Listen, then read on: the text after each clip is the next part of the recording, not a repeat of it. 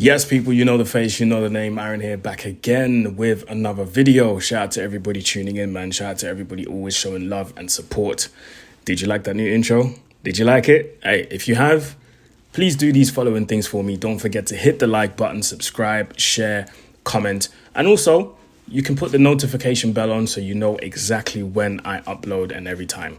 So, yeah, if you like the intro, hit the like button for that. Hit the like button. Listen, early kickoff on a Saturday morning, and Manchester United have won 3-0 away from home. You can see the smile on my face. It's more of thank God we didn't lose. Because I won't lie, man, I was very skeptical of this game because of what I had seen previously against Liverpool, what I had seen against Brighton. Like, I was really concerned, man. Like, you couldn't have blamed me or blame anyone for that matter. And anyone that's seen my video, by the way, the previous video, I was really worried. I said I'm concerned, and I'm still kind of concerned because of the following games we've got coming up. But overall, I'm pleased with the win today. I think it's good to go away from home to win a game of football, score 3 goals, keep a clean sheet, and have the team morale in a good place is always a good thing. It's always a good thing. Let's dissect this game a little bit. Game started off a bit shaky for me. I think we allowed Southampton a bit too much. I was worried, like I said in the previous video, about Russell Martin being the X amount of manager to tactically outclass Erik ten Hag. But thank God that didn't happen. Because after those, you know what, I'm not even going to say 15. It was about 20 minutes to half an hour. We looked a bit under the cosh. Southampton were creating a lot of chances for themselves. That kid on the right-hand side who was playing on the right wing, is it Dibbling? He was crazy, moving mad. Dalot had an absolute nightmare in the first half an hour. Onana looked shaky. Matthijs de Ligt, he looked really shaky. I remember that one phase where he got spun by Kyle Walker-Peters by one simple move. I didn't understand how he exposed himself like that to be spun that easily. So we looked a bit under the cosh, man. I won't lie. They were winning every second ball, every first ball. They were getting to the ball first before we did. So it was like we didn't fancy an early kickoff, and we had to gradually, grow into the game. So yeah, it was a bit shaky, but in a space of 10 minutes, we seen a redemption of every single one of the players that I just named. I'm going to say Rashford as well, because Rashford had a poor first half an hour, doing the usual stuff that didn't come off, taking on his man, not going past him, trying those cross balls, didn't really work out. So yeah, like I said, in a time span of 10 minutes or more, everybody had a redemption. Rashford scored, Onana saved the penalty, and by the way, again, that kid Dibbling absolutely cooked Dalot. Dalot had to make the challenge. He was late. It was rightfully a penalty. He was in the box. Actually, it was on the line, but on the line means in the box.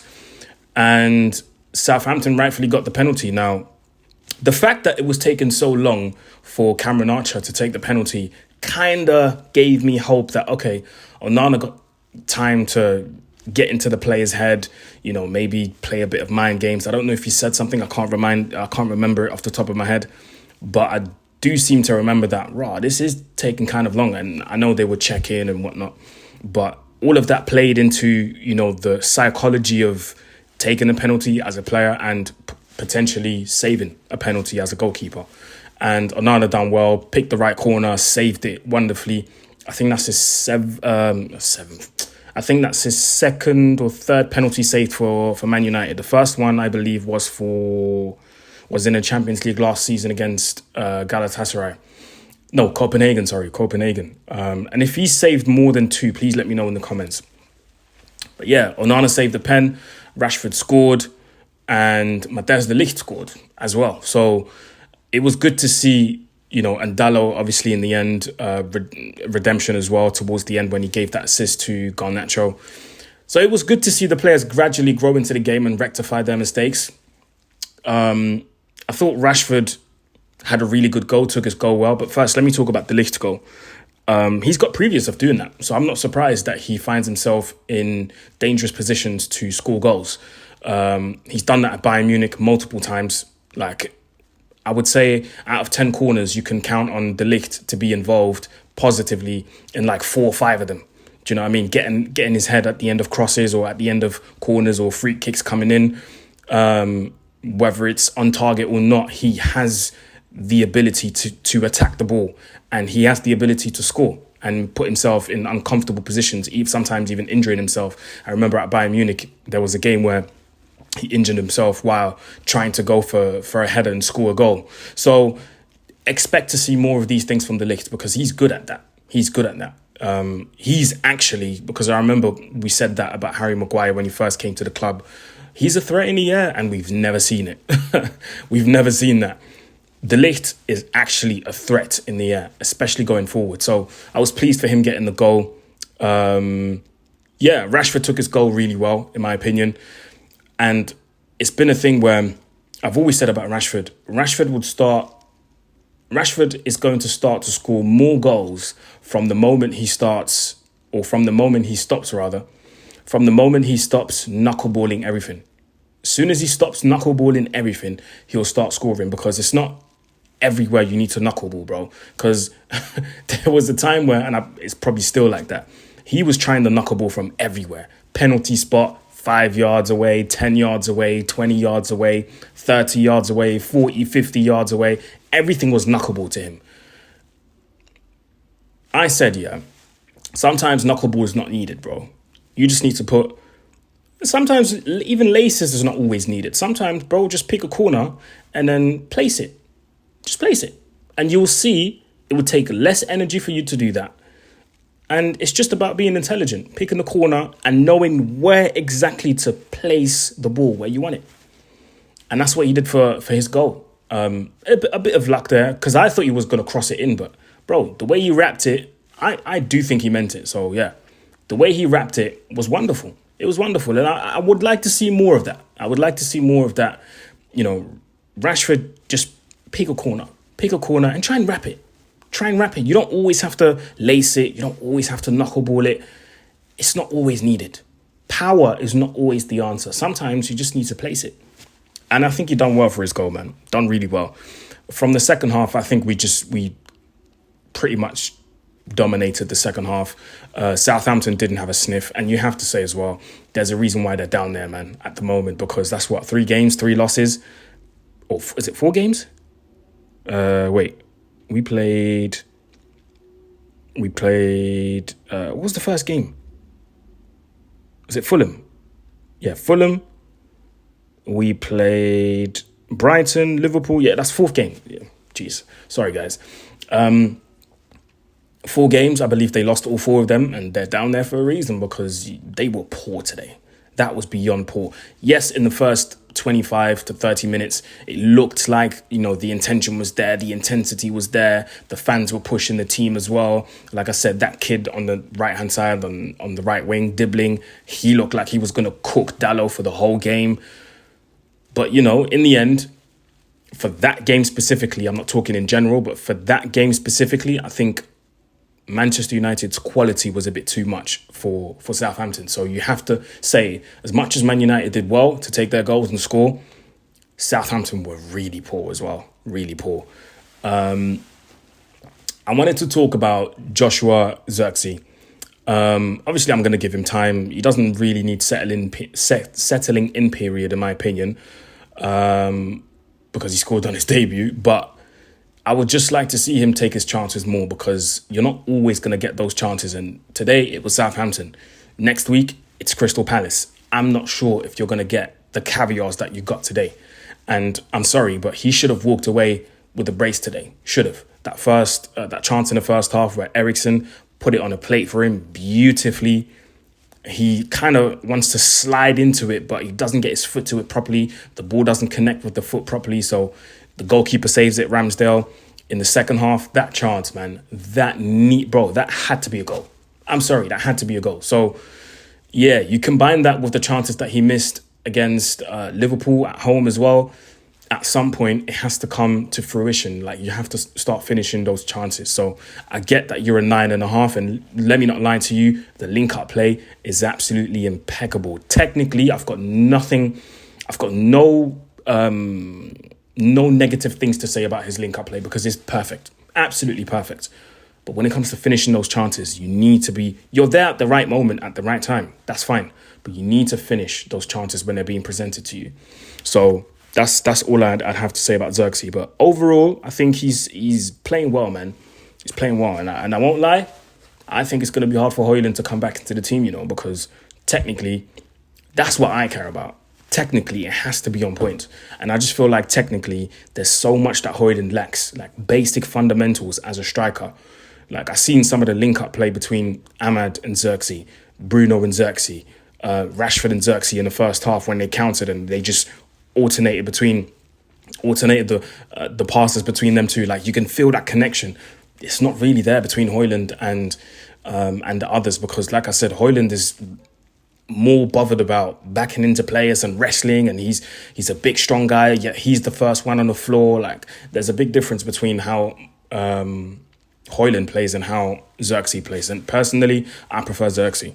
So yeah, man, big up Xerxes for his good performance today. Who else do I want to talk about? So I think overall today, it was a good performance. Ugarte made his debut within a couple of minutes, won the ball back twice, and I think that's going to be his main attribute. Casemiro came on, lovely free ball in between the lines for Dalot, like I said earlier, to give the assist to Garnacho. Garnacho off the bench, impact player. That's what I want to see from Garnacho. I don't think that he's not ready to start every single game just yet, like he did last season. He had like 30 consecutive starts. I don't think he's ready for that, but he is ready to be an impact player off the bench, come on, score. And we're going to need a lot of those performances this season. So, yeah, that's my opinion on it. To finish off, two players I want to talk about. Nusair. Actually, no. Let's save the best for last. Amad Diallo. Oh God. I don't know how many more times I have to say it to you guys. This guy is special. He is a special footballer. Technically brilliant. Intelligence, brilliant. Decision making, not there yet, but we'll get there. But my word, that right-hand side is his. Nobody else should be starting on that right wing apart from Amad Diallo. I think he single-handedly created like 6 chances by himself on that right-hand side. Do you know how insane that is? And then towards the end, taking the mick, playing with defenders, like misleading them, and the close control, sometimes the passes to his teammates, receiving it, popping it off. Like it's so beautiful on the eye, but it's also effective. So Amad Diallo for me, he was contender for man of the match, but I ended up giving it to the guy that I'm gonna say next. I'm gonna name next, Nusair Mazraoui. Wow. I can't believe people were doubting this guy, and he just defeats all of these.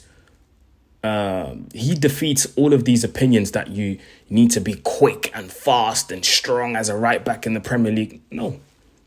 Mazraoui ain't got burning pace, no. But what he does have is this, and he's got technique. And 9 times out of 10 in football, when you got technique and you use your brain, it will get you out of so many situations that physicality and pace won't. Like the technicality, of Mazraoui is unreal, bro. And I think people don't realize it now, but they will start to realize it come the games, the following games in the season and some of the games that we're going to play in the Europa League and other competitions. The passing is so neat. He takes care of every single pass. If I'm not mistaken, he's got something like 100% pass completion. Do you know how insane that is? I'm not sure about the cross balls that he played, but if it's 100% as well, I wouldn't be surprised. Like it's absolutely ridiculous, man. Nusair Mazraoui is my man of the match. I know on TV they gave it to Matthijs de Ligt, and he had a good performance, very good performance. But just in terms of the consistency throughout the game, I will have to give it to Mazraoui because from start to finish he was unreal. Nobody got past him on his side. as far as I can remember, no one. Absolutely no one. Brereton Diaz, he didn't do nothing. Didn't do anything. So, yeah, man, listen, I'm happy with this performance today. But I'm not going to get too gassed because the question now is, can we keep this up? It's good. We did it against Southampton. Fine. Perfect. But now we have to carry on, do it against Barnsley on Tuesday. Then next week, very big one, Crystal Palace. We know what happened last time we went there. We got smacked 4-0. Do we want that to happen again? No, absolutely not. So we need to now take this and apply it to Crystal Palace. And that's going to be a big test. You have to say it because, bro, we can't compete with Crystal Palace at the moment because we ain't beaten them in 6 games in the last 6. In the last 6, we've beaten them once. So, yes, it is a big game. So when we go there next week, that's going to be a test. So that's my concern, I would say. For now, I think Ten Hag's bought himself some time because of that win. But like I said, we were good, but Southampton were really bad. Not taking anything away from the team, but Southampton were really bad. So it's up to Ten Hag, man. Next week, let's see how he does, man. Let's see how he does. I think that's it for me, man. That's it for me. My reaction on the Manchester United against Southampton game. Make sure to hit the like button, subscribe, share, comment, all of that good stuff. It's road to 14k now. We passed 13k. Once again, I want to thank all of you. And yeah, man. Hit the like button, subscribe, share, comment, all of that good stuff. And I shall see you back on this channel either today for another game or tomorrow for another reaction. So, yeah, have a good weekend, people. I'm going to make sure I have one because Man United won. We're good for now. But yeah, have a good weekend. Peace, guys.